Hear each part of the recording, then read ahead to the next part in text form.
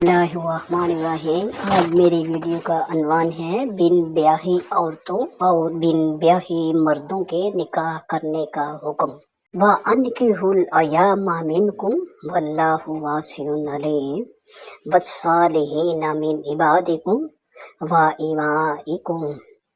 आबाद अबद की जमा है, मुराद है गुलाम। अमा उम्मता की जमा है, मायने है लौंडियाँ।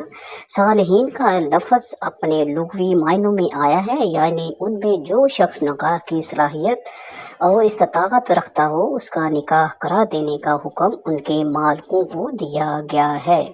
अगर सालिहीन को अपने मारूफ मायनों में यानी नेक लोग मुराद लिया जाए तो खुसूसी तौर पर उनके जिक्र का मायने ये बनता है कि निकाह का असल मकसद यानी हराम से बचना सालिहीन ही के अंदर ही हो सकता है। इस आयत मुबारक में मुआशरे को अखलाकी, जिनसी और रूहानी एतबार से पाक साफ रखने, लोगों के निकाहों और कलूब और अज़हान की तहारत के लिए एक सुनहरी असूल दिया गया है कि बच्चा या बच्ची जब निकाह की उम्र को पहुंच जाए तो उन्हें बेनिकाह ना छोड़ दिया जाए, बल्कि उनके निकाह कर दिए जाएं। रिश्ते अज़दवाज का सबसे बड़ा मकसद ये है कि इफ़्फ़त व अस्मत और नामूस, इज़्ज़त व आबरू की हिफाजत हो। इफ़्फ़त व अस्मत, इज़्ज़त व आबरू इंसानी ज़िंदगी का लाज़मी हिस्सा और अल्लाह की तरफ से अता करदा नेमत है। इस नेमत की हिफाजत निकाह के ज़रिए होती है। अल्लाह ताला ने इंसान को जिन फितरी ज़रूरियात के साथ पैदा फरमाया है, उनमें से एक दाहिया उसके जिनसी जज्बात हैं। जिनसी जज्बात की तस्कीन के लिए अल्लाह ताला ने नहायत शरीफाना और बावक़ार तरीका बतलाया है। इस तरीके से औरत या मर्द किसी एक की भी तज़लील नहीं होती। हदीस में निकाह के तरगीब नबी करीम सल्लल्लाहु अलैहि वसल्लम ने इरशाद फरमाया, नौजवानों, तुम में से जो शख्स शादी कर सकता है उसे शादी कर लेनी चाहिए, क्योंकि ये निगाह को नीचे रखने वाली और शर्मगाह को बुराई से बचाने वाली चीज़ है। जिसे शादी की इस्तात ना हो वो रोज़ा रखे, क्योंकि रोज़ा शहूद के जोश को ठंडा कर देता है। नबी करीम सल्लल्लाहु अलैहि वसल्लम ने फरमाया, जिसने निकाह किया उसने आधा दीन पा लिया। अब उसे चाहिए कि बाकी आधे दिन के लिए अल्लाह का तक़वा इख्तियार करे। नबी करीम सल्लल्लाहु अलैहि वसल्लम ने इरशाद फरमाया, अन निकाहु मिन सुन्नती फमन रग़िबा अन सुन्नती फलैसा मिन्नी।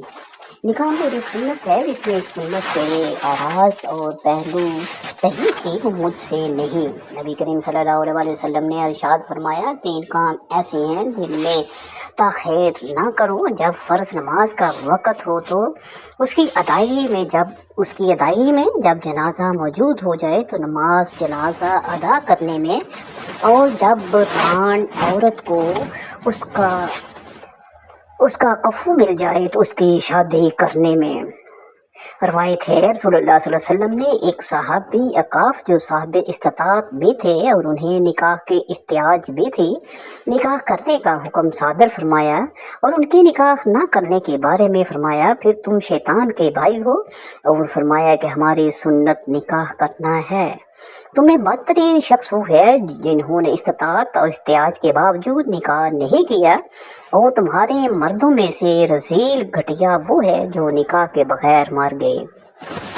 इस तरह के दीगर रवायात भी मौजूद हैं। निकाह का इख्तिताम वली की तरफ से किया जाए। आयत का बज़ाहिर हर तरज़ ख़िताब ये बतलाता है कि बच्चों और बच्चियों की शादियों का इंतज़ाम उनकी औलिया करें, क्योंकि ये आयत वहाँ अनकिहू तुम निकाह करो फरमाया गया। इससे उस तरफ इशारा मिलता है कि बच्चे बच्चियाँ अपने निकाहों का बंदोबस्त खुद ही ना करने लगे, खुसूसन अगर बच्चियों में इस रुझान की हौसला अफजाई की गई तो उससे हया और अखलाकी एतबार से बहुत सी बातें पैदा हो जाएंगी, उससे ख्वाहिश के रास्ते खुल जाएंगे। फ़िक़्ह की इमामों के यहाँ उस सिलसिले में इख्तिलाफ पाया जाता है कि बच्ची की शादी वली की इजाज़त के बगैर जायज़ है। یا نہیں؟ امام ابو حنیفہ ایسی شادی کو جائز تو قرار دیتے ہیں لیکن ناپسندیدہ فعل ہوگا، لیکن امام شافعی تو ایسی شادی کو جائز ہی قرار نہیں دیتے۔ اس آیت میں یہ مسئلہ بھی ہے کہ اگر کسی کا غلام یا لونڈی اپنے نکاح کی ضرورت ظاہر کریں تو ان کا نکاح کر دیا جائے۔ بعض فقہا کا نقطہ نگاہ یہ ہے کہ آقا پر لازم ہے کہ ان کے نکاح کر دیے جائیں، لیکن عام فقہ کا نقطہ نگاہ یہ ہے کہ آقاؤں پر لازم ہے کہ وہ ان کے نکاحوں میں رکاوٹ نہ ڈالیں بلکہ انہیں نکاح کرنے کی اجازت دے دیں۔ مسئلہ یہ ہے کہ آقا کی مرضی کے بغیر لونڈی یا غلام کا نکاح نہیں ہو سکتا۔ اس آیت کی روشنی میں مفتی محمد شفیع یہ نقطہ بھی پیش فرماتے ہیں کہ اگر کوئی کسی کے پاس رشتہ طلب کرنے جاتا ہے تو فی الحال اگر بچہ مالی طور پر خود کفیل نہ ہو تب بھی محض معاش کی نایابی کی وجہ سے رشتے سے انکار نہ کریں۔ اس کے ساتھ ہی نبی کریم صلی اللہ علیہ وسلم کی اس حدیث مبارک کو بھی ذہن میں رکھا جائے تو مزید وضاحت ہو جاتی ہے۔ آپ صلی اللہ علیہ وآلہ وسلم نے فرمایا، اگر کوئی ایسا شخص تمہارے پاس نکاح کا پیغام بھیجے جس کے دین اور خلق سے تم راضی ہو اور خوش ہو تو اس کا پیغام منظور کر کے اس سے نکاح کر لو۔ اگر ایسا نہ کرو گے تو زمین پر سخت فتنہ پیدا ہو جائے گا۔ اس آیت کریمہ میں بتلایا گیا ہے کہ کہیں ایسا نہ ہو کہ تم نکاح سے اجتناب اس بنیاد پر کرنے لگو کہ نکاح کے بعد بیوی بچوں کا بوجھ کون اٹھائے گا۔ انہیں سمجھایا گیا ہے کہ جب نکاح کی عمر ہو جائے اور نکاح کا احتیاج بھی ہو تو محض اس ڈر کی بنیاد پر شریعت کے حکم کی تعمیل سے نہ رکو بلکہ نکاح کر لو۔ اسے ذہن میں رکھو کہ جب اللہ نے کہہ دیا کہ میں تمہارا رازق ہوں اور نکاح کرنے کی صورت میں تمہیں فقر سے غنی کروں گا تو ہمیں یہ بات محض ایسی بات ہی نہیں سمجھنا چاہیے جو اللہ نے ایسے ہی کہہ دی ہو، بلکہ یہ اللہ کا وعدہ ہے، اور اللہ تعالیٰ اپنے وعدوں کے بارے میں فرماتا ہے کہ ان اللہ لا یخلف المیعاد، اللہ اپنے وعدوں کی خلاف ورزی نہیں کرتا۔ یہ بات بھی ذہن میں رہے کہ اس جگہ انا کے تاکیدی لفظ ہے اور دوسری جگہ لن یخلف اللہ وعدہ، اللہ ہرگز اپنے وعدے کی خلاف ورزی نہیں کرتا۔ میں بھی تاکید کا پیرائیہ اختیار کیا گیا ہے۔ فکر کی بات تو اس صورت میں ہی ہو سکتی ہے کہ جب کسی کو اللہ کی بات پر اختیار نہ ہو۔ تمہارے بیوی بچوں کی روزی اللہ کے ہاتھ میں ہے، ہو سکتا ہے جو بیوی تمہیں ملے اس کے مقدر میں وافر رزق لکھا ہو اور وہ تمہارے رزق میں اضافے کا باعث بن جائے۔ یہ بات بھی یقینی ہے کہ عفت اور عصمت کی حفاظت کی خاطر اور اللہ کے حکم کی تعمیل و اطاعت کا جذبہ برکت کا باعث بن جائے اور اس برکت کی بدولت تمہاری معاشی حالت بہتر ہو جائے۔ جب انسان کی شادی ہوتی ہے تو اگر وہ اس کے قبل کوئی ملازمت اور محنت مزدوری نہ کرتا ہو تو اب احساس ذمہ داری سسرال اور اپنی بیوی کی نگاہوں میں اپنی عزت اور خودداری قائم رکھنے کے لیے وہ کوئی نہ کوئی ذریعہ معاش اختیار کرنے پر مجبور ہو جائے۔ معاش کے حصول کے لیے پہلے وہ اکیلا خود ہی جدوجہد کرتا تھا، اب وہ ہو سکتا ہے کہ اس کے سسرال والے بھی تلاشی معاش میں اس کی مددگار بن جائے۔ بعض اوقات ایسا بھی ہوا کہ سسرال والے داماد کی مالی معاونت کر دیتے ہیں تاکہ وہ کوئی کاروبار کر لے۔ اس طرح کی مدد کی مختلف شکلیں ہم روزمرہ زندگی میں مشاہدہ کرتے رہتے ہیں۔ اس سلسلے میں قرآن مجید میں ارشاد فرمایا ہے وَإِنْ خِفْتُمْ أَيْلَاتُ فَسَوْفَ يُغْنِيكُمُ اللَّهُ مِنْ فَضْلِهِ إِنْ شَاءَ۔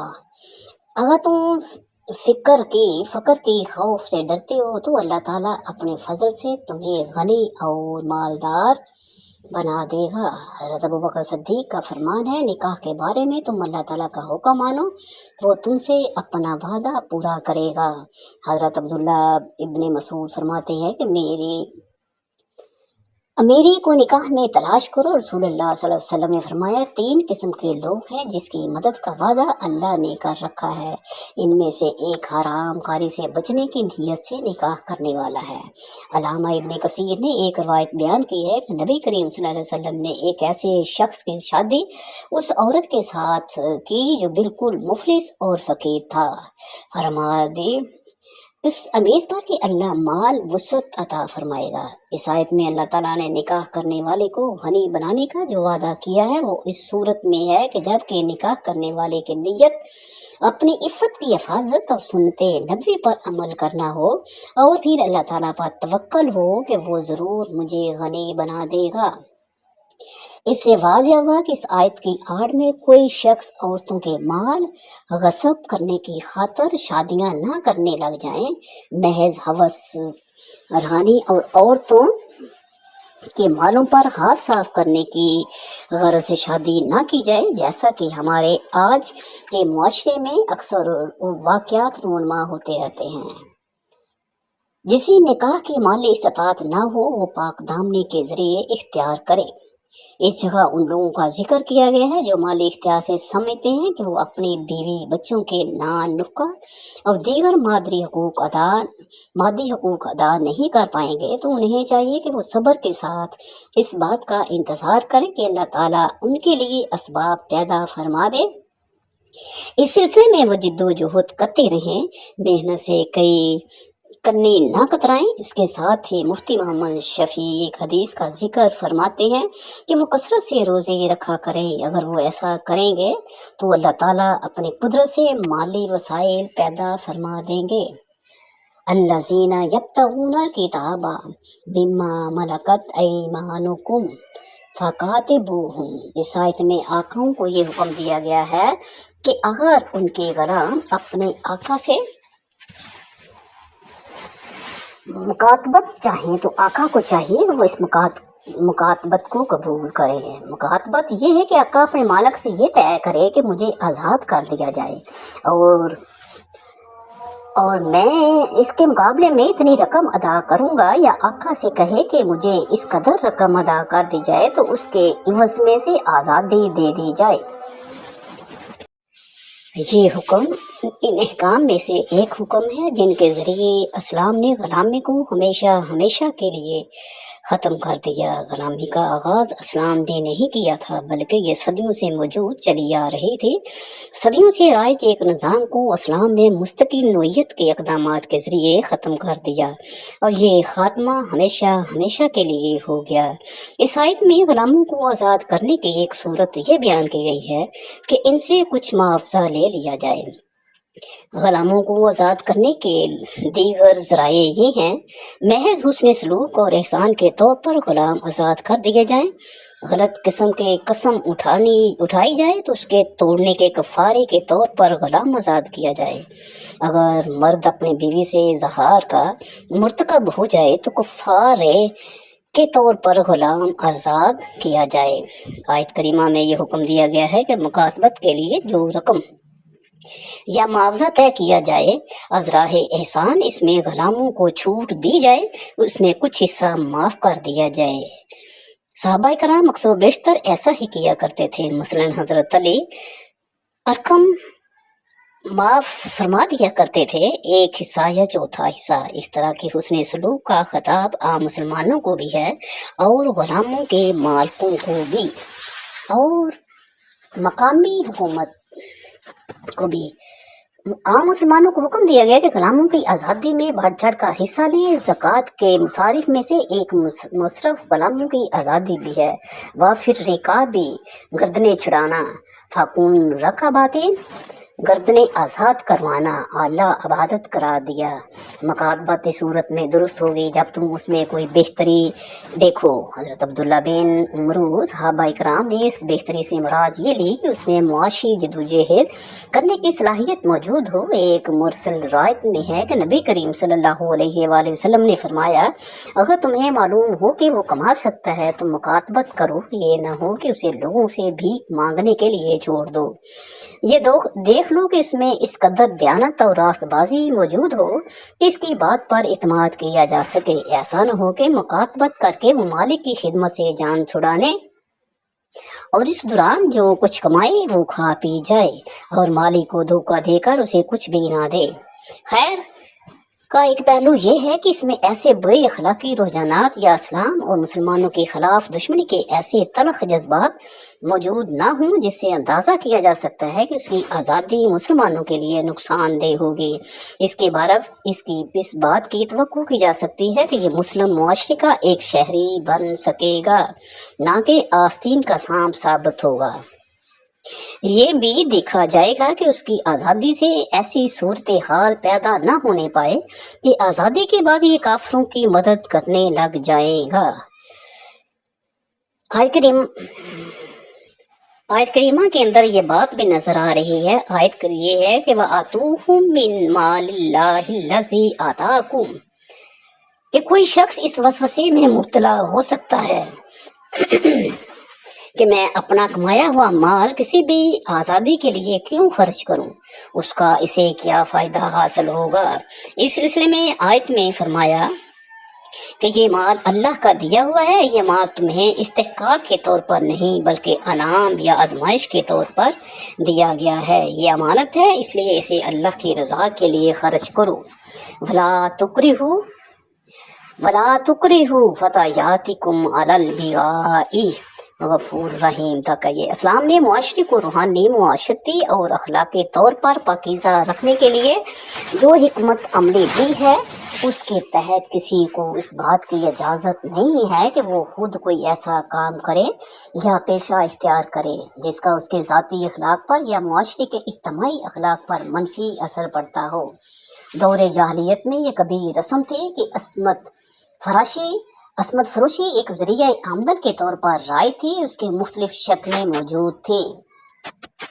عرب اپنی لونڈیوں پر بھاری رقم عائد کر دیتے کہ اسے اس قدر دولت تم نے لا کر دینی ہے. اتنی بھاری رقم کسی بھی محنت مزدوری سے حاصل نہیں ہو سکتی تھی. اس طرح لونڈیاں جسم فروشی کر کے ان کے مطالبات کو پورا کرتی رہی.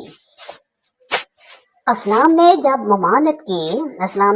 زنا کی ممانعت کی اور آزاد غلام دونوں اس کا پابند بنایا کہ وہ بدکاری سے باز آ جائیں تو اس نے اس کبھی رسم کا بھی خاتمہ کر دیا. مسلمانوں کو پابند کر دیا کہ وہ پاک دامنی کی خواہش مند عورتوں کو اس کا مکمل موقع فراہم کریں. ان اردنا تحسنا، جب لونڈیاں پاک دامنی کی زندگی گزارنا چاہیں تو انہیں بدکاری پر مجبور کرنا کھلی بد اخلاقی اور بے غیرتی کی بات ہے. بظاہر تو یہ لگتا ہے کہ اگر عورتیں پاک دامنی کی زندگی گزارنا چاہیں پھر انہیں بدکاری پر مجبور نہ کرو. بصورت دیگر اگر وہ رضامند ہوں تو پھر اجازت ہے، لیکن حقیقت میں ایسا نہیں، بلکہ یہ بتایا گیا ہے کہ زمانہ جاہلیت میں لونڈیوں کی عرب معاشرے میں حیثیت ہی یہ بنا دی گئی تھی کہ ان میں بالعموم شرافت اور حیا کا عنصر مفقود ہوتا تھا. اسلام کے آنے کے بعد انہوں نے توبہ کر لی، جسے معاذات نامی لونڈی نے اسلام قبول کر لیا اور اب وہ عفت و حیا کی زندگی گزارنا چاہتی تھی تو انہیں بدکاری پر مجبور نہ کیا. در حقیقت آقاؤں کو متنبع کرنا مقصود ہے کہ یہ بات کس قدر بغیرتی اور بے حیائی کی ہے کہ ایک عورت جو پہلے شافت و حیا کے تصور سے بے نیاز تھی وہ تو حیا کی زندگی گزارنا چاہتی ہے، لیکن تم ہو کہ اسے سابقہ روش پر چلانا چاہتے ہو.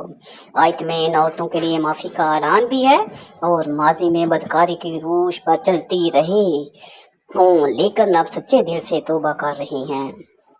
علماء نے اس آیت کی روشنی میں لکھا ہے کہ اسلامی حکومت اس بات کی ذمہ دار ہوگی کہ ملک سے بدکاری کے اڈوں کا خاتمہ کرے. اس آیت کے روح سے لونڈیوں کو بدکاری کے لیے استعمال کر کے دولت کمانے کو حرام قرار دیا ہے. نبی کریم صلی اللہ علیہ وسلم نے فرمایا اسلام میں قباگری کے لیے کوئی جگہ نہیں. آپ نے واضح فرما دیا ہے کہ زنا کی کمائی حرام ہے.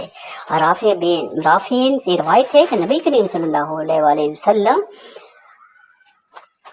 مہر کے معاوضے کو خبیث اور